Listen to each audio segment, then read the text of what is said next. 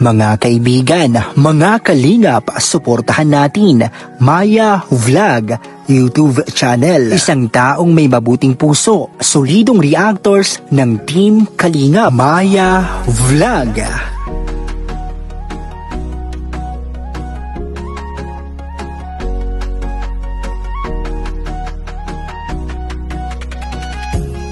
Mga reactors, mga kalingap at mga nakasuporta, halina at samahan siya. Maya Vlog, maaasahan siya. Samahan natin si Maya Vlog.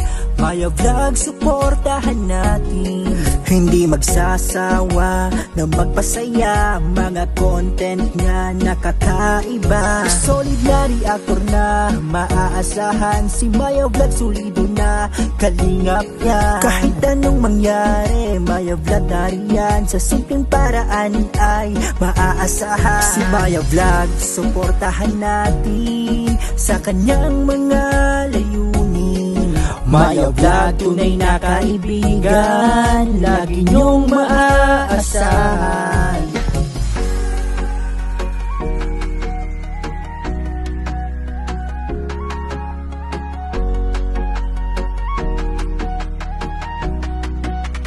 Maya Vlog. Mga reactors, mga kalingap at mga nakasuporta, halina at samahan siya. Maya Vlog, maaasahan siya. Samahan natin si Maya Vlog. Maya Vlog, suportahan natin. Hindi magsasawa na magpasaya, mga content nga nakakaiba. Solid na reactor na maaasahan, si Maya Vlog solido na kalingap yan. Kahit anong mangyari, Maya Vlog nariyan, sa simpleng paraan ay maaasahan. Si Maya Vlog, suportahan natin sa kanyang mga layunin. Maya Vlog, tunay na kaibigan, lagi niyong maaasahan.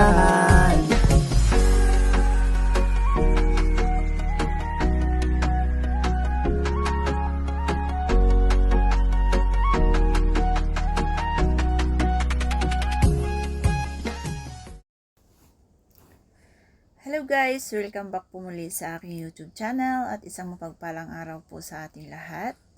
Sana po ay nasa mabuti po tayong kalagayan saan mang sulok ng mundo po tayo naroroon. At syempre, kung hindi pa po tayo nakapag-subscribe sa channel na to, ayan, mag-subscribe na po tayo at huwag po natin kalimutan i-click ang notification bell for more updates. At syempre, huwag din po natin kalimutang suportahan ang ama at founder ng Kalingap na si Kuya Bal Santos Matubang, Kalingap Rab, Ate Edna Vlog, Jack Tapia Matubang, sa lahat po ng K-Boys, ambassador at mga ambassadress, at sa lahat po ng Kalingap legit reactor, no? At for today's video guys, ay matutunghayan po natin ang isang kwento po ng buhay ng isang batang 11 years old na siya si Juvie, at siya po ay nagtitinda po ng mga tuyo sa daan, no? At siya po ay nakilala at siya po ay nakita nila Kalingap Mikoy sa kanilang daan. Galing po sila sa pag-i-scout at ayan nga ay nakita nila ito na may bitbit po siyang nakasupot, na ito ay inaalok niya po sa mga dumadaan na mga sasakyan. At ito nga po ay napansin nila Kalingap Mikoy at siya po ay binalikan kung saan siya nakatayo at naghihintay ng mga dumaang sasakyan, at inaalok niya po yung kanyang paninda na tuyo. At yan nga po ay siya po ay binalikan at tinawag siya at sila po ay nagpasama po sa kanilang bahay, no? Para alamin po nila kung ano ba yung estado ng kanyang pamilya, or kung bakit sa murang edad niyang iyon is naandun siya sa may lansangan na nagtitinda po ng mga tuyo, ano? At ayan nga po ay atin pong panoorin yung kaganapan po sa kanilang tahanan at alamin po natin ang istorya ng kanilang buhay. Bakit siya ay nagtitinda ng mga tuyo sa daanan. Si ano po ako, si kapatid niyo po si ano? Ano pangalan niyo po? Jennifer. Jennifer. Nakita kasi namin nagbibenta sa tabing kalsada po. Yung daing, ito yan. Inalam po namin kung taga saan. Kala ko siya naghihibi. Si Kalinga Pigoy po ako. Ito po si ano? Asan po yung tatay ni ano? Tay, kayo po yung ano? Oh, ito si tatay. Asan po yung bahay nyo? Ay, na bahay nyo po. Ah, ito, kanino bahay to? Sa amin yan. Ano po ito? Nganga po yan. Ah, nganga. Malo ko doon. Ka naman tayo. Dito, bro. Namumula yung bibig ni tatay. Dito namin yan. Kaya pabenta niya po yan. Kaso po ito lang po yung bahay namin eh. Ano na siya? Ba't umiiyak ka? Ah, nakita namin nag ano yung bata-bata ni... Ano pangalan mo? Joby. Ikaw umiyak? Mababait kami. Si Kuya. Si Kuya Mikoy ako. Si Kuya Mikoy. Mabait kami. Si Kuya rin ito oh. Ilan taon ka na tayo? Si 60 na po. Anong ano po? Anong pinagkakakitaan niyo po ngayon? Ito po minsan, Sorry po. Ano po? Ano po yung pinagkakakitaan niyo tayo?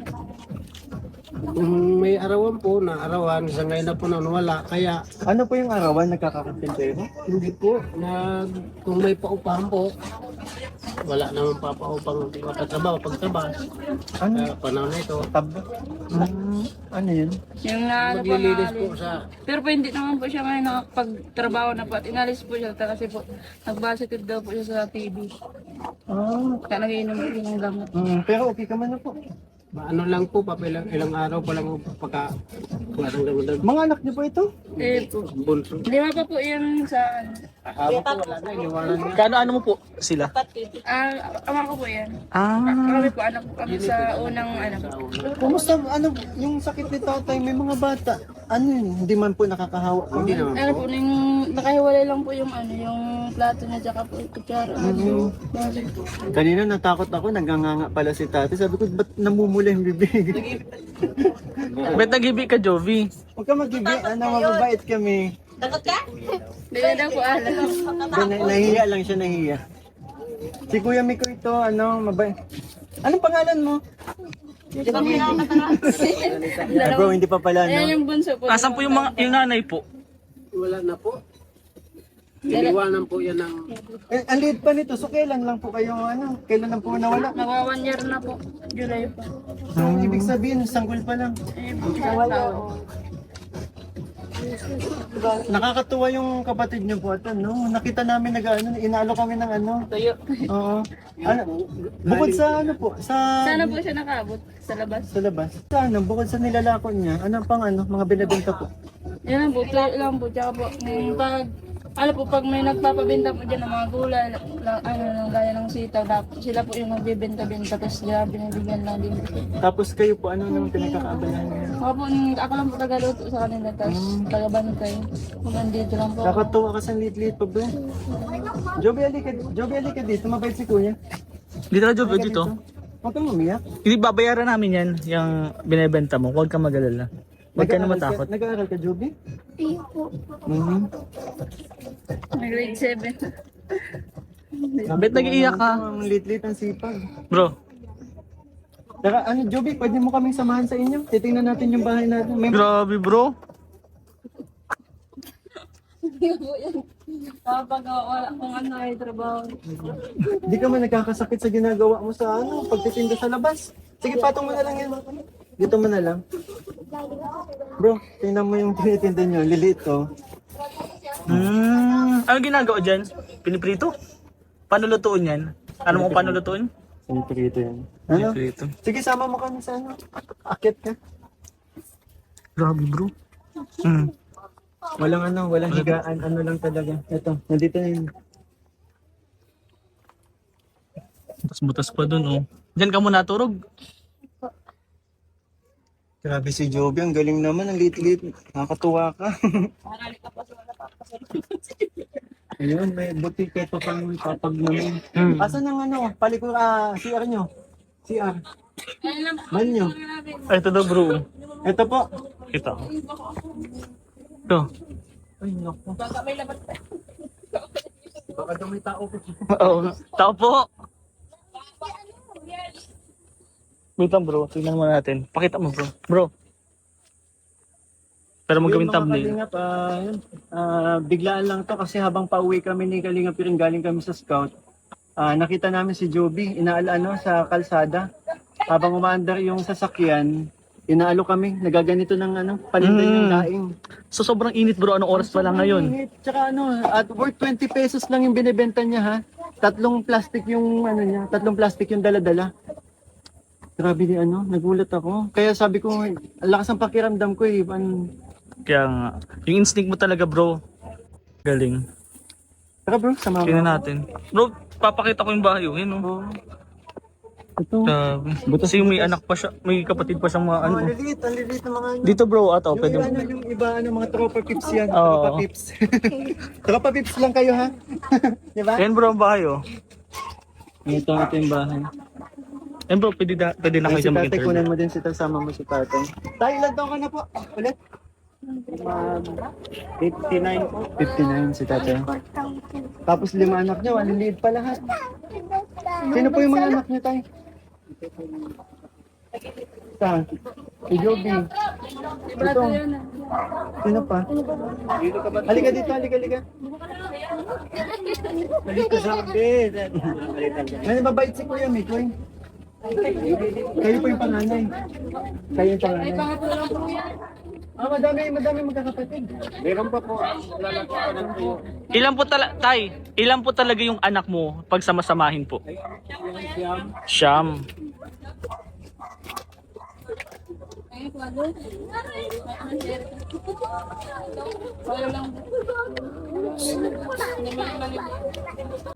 Kumusta man po yung nakakakain mo kayo sa araw-araw po? Panggastos niya po. Paano yung pag nagkakasakit mga bata? Ayun lang. Hanggang lang. Albularyo lang po. Anong masasabi mo dun sa asawa mo po na iniwan yung mga anak mo? Ay, iniwanan ito po, magtitiis na lang at parang masuportahan ko ang pamilya ko. Kahit pa paano. Bakit po kayo iniwan? Ay, may dahilan po. Ano pong dahil? Ginawa ng biyanang ko at pinagpasilduhan, pinagpasangbahay sa dahil sa hirap kasi, kaya nagawang iwanan ako. Tapos wala na po paramdam sa mga bata? Wala na, hindi na. Nagpapadala po ba sa mga anak mo? Hindi na po. Iniwanan talagang tuluyan.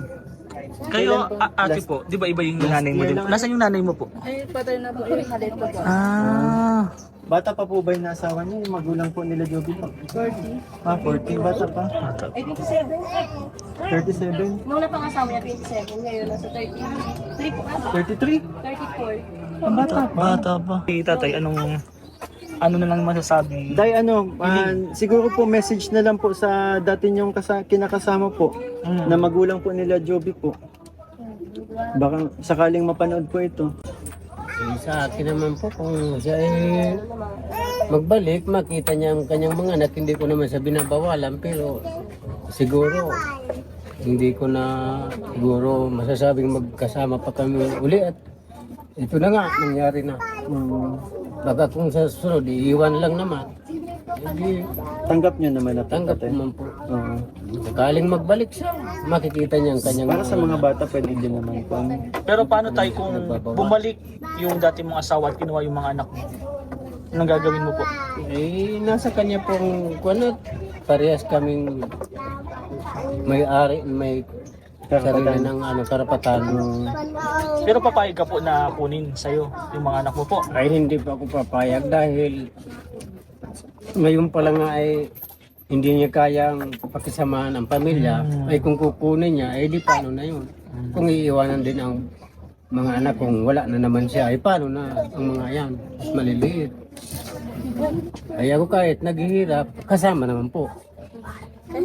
kasama ko naman po sila. Si ano po, si Joby. Joby, may ano ka ba? May gusto kang sabihin kay mama mo? Dito ka Oh, tumingin. dito ka tumingin. Kunyari ito si mama mo, anong gusto mong sabihin?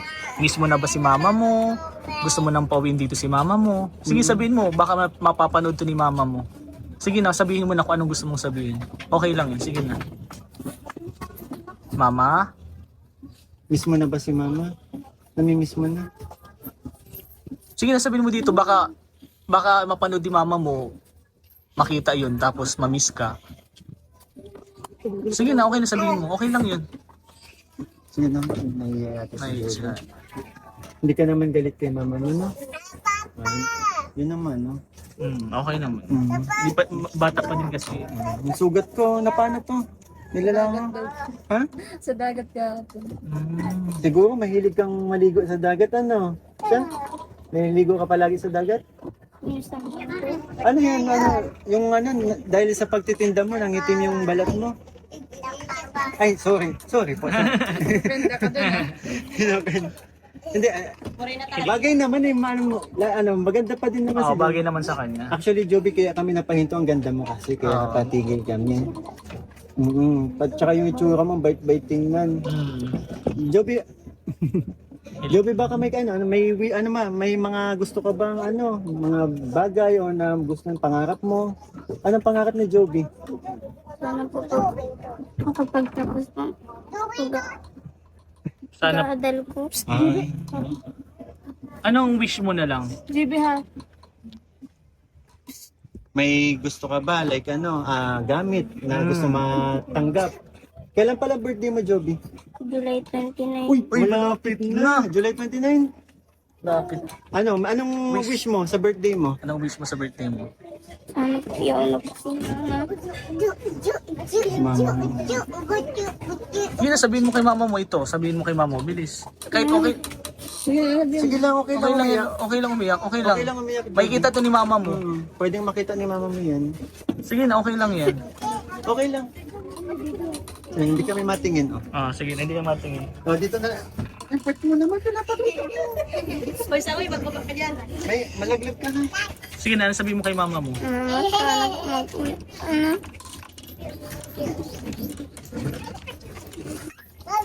Miss na miss ko na po si mama. Nganing po may mag-alaga.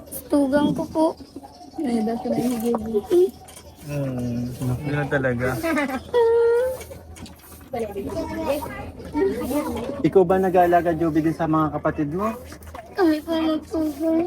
Ang babae ko po. Tugang. Kami po nag-alaga. Kaya mo, Joby, sana makakating to sa mama mo. Na yun nga, malaman niya na hindi ka galit. Hindi ka galit sa kanya. Siguro sa ibang mga kapatid naman po kayo. Si Sir hindi naman po hindi naman po kayo sir galit kay Naiyak ka po ba tayo? Oo. Naiyak ka po? Bakit naiyak ka po tayo? Okay lang po yun, sabihin mo po. Okay lang yun tayo. Ayun lang po. Nalungkot din kasi si tatay. Kung nakasabi ng anak niya, syempre. Nagmamadali din kasi bro si tatay. Siguro, Ayan, di bali bro, babalik pa naman Babalik. tayo. babalik kami dito, Joby. So yun tayo, tawag dito. Sana makarating to sa mama niyo, mapanood to ng mama niyo, no. Malaman ng mama niyo na hindi naman kayo galit sa mama niyo, no. At miss na miss niyo na siya. So, ayan guys, no, atin pong napuntahan or atin pong napanood yung pangyayari doon sa bahay nila Jovi, at ayan, nalaman po natin doon na bali 2 times po na nakapag-asawa yung kanyang tatay. At sa unang asawa niya po is meron po siyang 4 na anak, at doon sa pangalawa ay bali 5 po sila. So, total 9 po ang kanyang anak. Pero yung pangalawang asawa niya po is siya po ay iniwan daw. Dahil nga po daw sa kahirapan sa buhay, kaya yun, medyo umalis yung babae para maghanap buhay, pero tuluyan na po silang iniwan. So, kawawa po yung mga bata dito guys kasi sobra maliliit pa po yung mga bata at kita nyo naman po si Jovi. Siya ay 11 years old na po pero yung kanyang laki as hindi po tugma sa kanyang edad, no? Halos parang masabi po natin na isa siyang malnourished pero ganun pa man is nagpapasalamat pa rin po tayo kasi natagpuan po sila ng Team Kalingap at sila naman po ay handang tulungan ni Kalingap Mikoy sa abot ng kanyang makakaya, no? At kung naramdaman nyo kung gaano kasakit yung pag-message po ng bata sa kanyang nanay, no? Kung ano po yung gusto ng wish para sa kanya birthday ay yun nga lang po is yung wish niya lang na gusto niyang makasama po yung kanyang nanay. At si tatay din po ay makita nyo rin po kay tatay yung lungkot na halos pinipigilan din po niya ang kanyang pag-iyak dahil sa sakit. Syempre kahit sino naman po is hindi niya naman po ginusto na ganun yung hirap ng buhay, pero ayun nga lang po is hindi po naki-cooperate yung babae para pagsaluhan nila kung ano man po yung hirap na kanilang dinanas ngayon, or dapat sila ay magtulungan para maiahon nila yung kanilang kalagayan, kundi umalis na lang po siya at wala na pong paramdam sa mga bata. So ang kawawa po dito is yung mga bata kasi walang mag-aalaga sa kanila. Kung maghanap buhay po si tatay ay wala pong mag-aalaga sa mga bata. So, ang nangyari po sa mga bata ay nagiging na po sila, nagiging palaboy or nagiging malnourished na sila, na hindi na sila nakakapagligo or nakakakain sa tamang oras, no? At ayun, mabuti na lang po ay masipag din naman po si Jovi at ito ay nagtinda-tinda nga po ng mga tuyo na nakukuha din naman po ni tatay pag siya po ay naglalaot or kung may naibibigay po ng mga kanyang pinapasukan, kasi hindi rin po makapagtrabaho si tatay ng permanente na kasi nga po gawa po ng kanyang sakit na siyang dahilan kung bakit inalis po siya sa kanyang pinagtatrabahuan. Napakahirap po talaga yung ganitong kalagayan, no? Ito po ang unang part na istorya ng kanilang buhay at atin pong abangan pa po ang next update din po dito kung ano na naman po ang tulong na pwedeng maibigay para sa kanilang pamilya. Kasi sobra, pati yung mga bahay nila, kung nakita nyo po is butas-butas, halos wala, nagtutulo-tulo na, no? Dahil nga po sa sobrang kahirapan kaya nagkaganito, tapos umalis pa yung nanay. Ayun, lalo naman po maghihirap si tatay kasi mag-isa na lang po siyang mag-alaga sa kanyang mga anak, no?